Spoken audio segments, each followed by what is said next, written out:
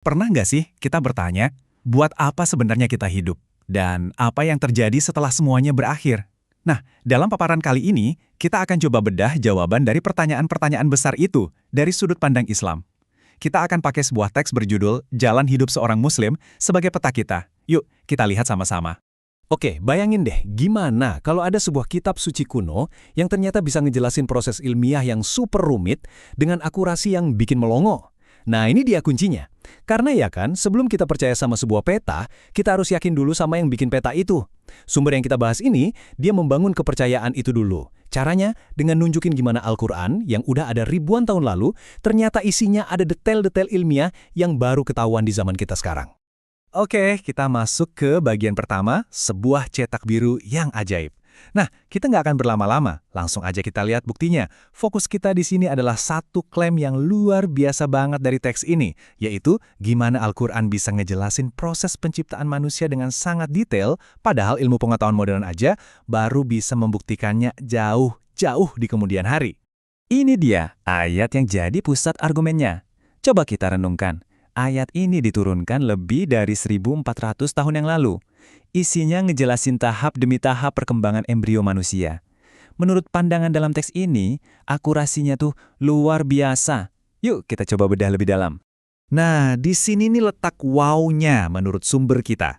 Istilah-istilah Arab kuno ini ternyata super presisi. Sulalah itu bukan cuma cairan, tapi artinya ekstrak atau saripati.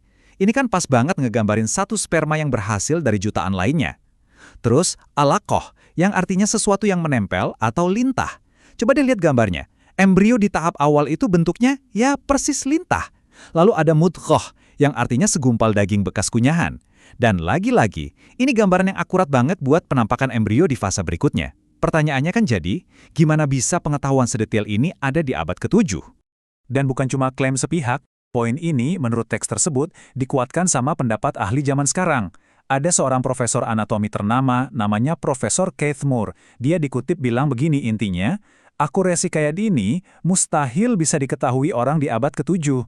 Buat dia, ini jadi semacam bukti kalau informasi ini bukan karangan manusia, tapi pasti datangnya dari Tuhan.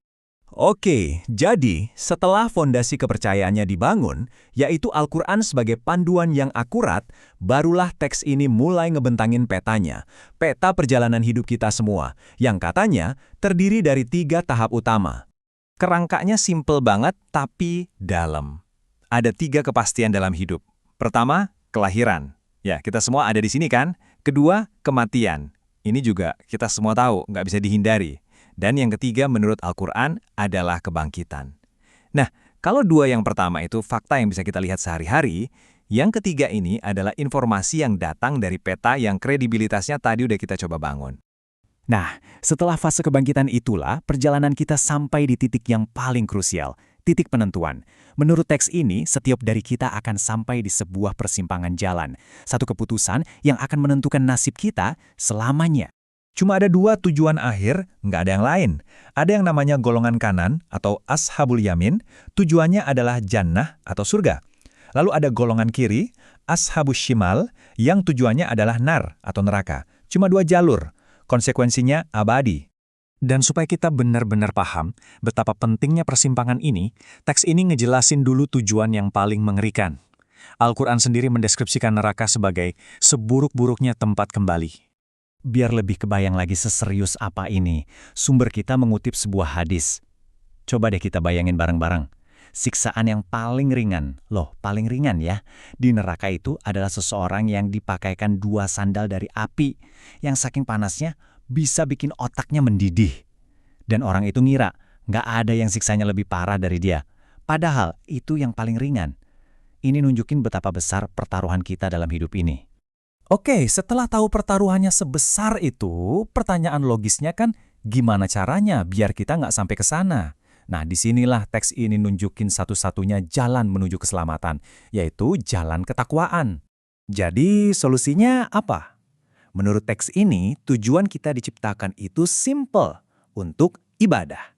Tapi, jangan salah sangka dulu. Ibadah di sini tuh bukan cuma soal ritual kayak sholat atau puasa aja. Konsepnya jauh lebih luas dari itu.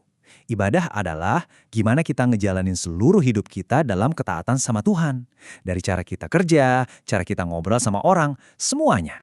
Nah, kalau ibadah itu tujuannya, takwa ini ibarat mesinnya. Anggap aja takwa itu kayak kompas di dalam diri kita. Sebuah kesadaran yang terus-menerus akan kehadiran Tuhan yang bikin kita selalu nanya ke diri sendiri. Yang gue lakuin ini, diridhoi sama dia enggak ya? Jadi aturan Tuhan itu jadi standar buat semua keputusan kita, dari yang paling sepele sampai yang paling besar. Sikap takwa ini bisa dirangkum dalam satu kalimat pendek tapi powerful banget dari Al-Quran. Sami'na wa ata'na. Artinya, kami dengar dan kami taat. Ini bukan kepatuhan yang pasif atau terpaksa ya, tapi ini sebuah pernyataan aktif. Begitu perintah Tuhan datang, nggak ada lagi tawar-menawar, nggak ada keraguan. Yang ada cuma laksanakan. Dan teks ini ngasih contoh-contoh nyata dari para nabi. Coba deh kita pikirin. Nabi Nuh disuruh bikin kapal raksasa di atas gunung. Nabi Musa, pas sudah ke pojok sama pasukan Firaun, disuruh mukul laut pakai tongkat. Nabi Ibrahim disuruh mengorbankan anak yang paling dia sayang. Secara logika manusia, perintah-perintah ini kan kedengarannya nggak masuk akal, bahkan gila. Tapi mereka semua melakukannya tanpa ragu. Kenapa? Karena keyakinan mereka sama Tuhan itu jauh melampaui logika mereka sendiri. Nah, itulah wujud nyata dari takwa. Baik, sekarang kita sampai ke bagian puncaknya. Setelah kita lihat petanya, tahu tujuannya, dan ngerti jalannya, terus apa artinya semua ini buat kita? Buat kita yang hidup di dunia yang rasanya serba cepat dan singkat ini. Nah, ini dia pesan utamanya.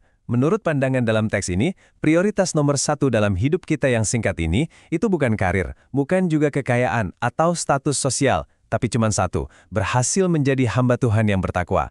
Yang lainnya, nomor dua. Kenapa sih takwa ini sepenting itu? Ya, karena menurut pandangan ini, takwa itu adalah segalanya. Takwalah yang nentuin kemuliaan kita di sisi Tuhan. Takwalah jalan keselamatan kita, bukan cuma di akhirat, tapi juga di dunia. Bahkan bisa mendatangkan berkah buat diri kita, keluarga, sampai bangsa. Jadi berusaha mencapai takwa itu dilihat sebagai bentuk cinta paling tinggi, baik untuk diri sendiri maupun untuk orang-orang di sekitar kita. Dan ayat inilah yang jadi rangkuman dari semua ini, bahwa sesungguhnya orang yang paling mulia di antara kita di sisi Allah adalah orang yang paling bertakwa. Jadi di mata Tuhan, ukuran kemuliaan itu bukan seberapa kaya kita, seberapa terkenal kita, atau seberapa besar kekuasaan kita. Ukurannya cuma satu. Seberapa besar ketakwaan kita. Jadi, kita tutup paparan ini dengan satu pertanyaan untuk direnungkan bersama. Teks ini seolah-olah ngajak kita mikir, dengan waktu kita yang super singkat di dunia ini, warisan apa sih yang sebenarnya bakal kita tinggalin? Kalau hidup ini cuma transit sebentar sebelum perjalanan yang abadi, jangan-jangan kita salah fokus selama ini. Sudahkah kita memprioritaskan hal yang benar-benar penting untuk tujuan akhir kita nanti?